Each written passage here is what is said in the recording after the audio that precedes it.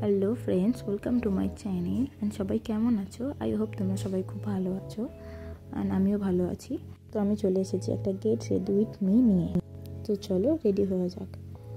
তোমাদের আগেই বলি, আজকে আমার কলেজের এক্সামের সেকেন্ড দিন। আজকে ডেটটা হলো 28 ডিসেম্বর, আর আমার কলেজের সিট পড়েছিল সোনারপুর মহাবিদ্যালয়। কে কে চেনো অবশ্যই আমাকে কমেন্ট করো। তো এই কলেজে আমার সিট পড়েছিল, আর আমার স্টাডি সেন্টার বাসন্তী দেবী কলেজ।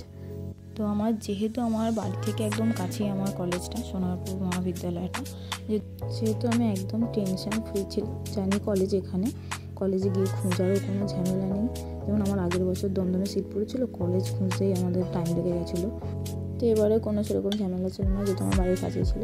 তো না, এবার চুলটা তাড়াতাড়ি করে বেঁধে নিই, এটা পনিটেল করে ওটাকে খোঁপা করবো। আমি বেসিক্যালি খোঁপাই করে আমি বেশি যাওয়া আসা করি, এদিকে খোঁপা করি। এত বড় চুল কী করবো বুঝতে পারি না। আমি হেয়ার স্টাইল জানি অনেক কিছু, বাট আমার কাছে এই খোঁপাটাই কমফোর্টেবল হেয়ার স্টাইল। আমি সব সময় খোঁপা করেই থাকি। এবার অনেকে আমাকে বলে, সারাক্ষণ কেন খোঁপা করে থাকিস, এত বড় চুল কিছু একটা কর, বিনোদন কর, হেয়ার স্টাইল কর। বাট বিশ্বাস করে আমার কোনো হেয়ার স্টাইল ভালো লাগে না, বিকজ এই খোঁপাতে সবচেয়ে কমফোর্টেবল। যেহেতু সব চুল এক জায়গায় থাকে, এদিক ওদিক গায়ে লাগানোর কিছু নেই, তো এর জন্য আমি খোঁপাতেই কমফোর্টেবল। আর বলতে গেলে আমি বছরে 365 দিনের মধ্যে আমি বোধহয় 350 দিন আমি খোঁপা করেই কাটাই। হয়তো পুজোর সময় একটু হেয়ার স্টাইল করলাম, বা এই হয়তো মাথায় একটু তেল লাগালে তখন একটু বিনুনি করি বা একটু হেয়ার স্টাইল করি।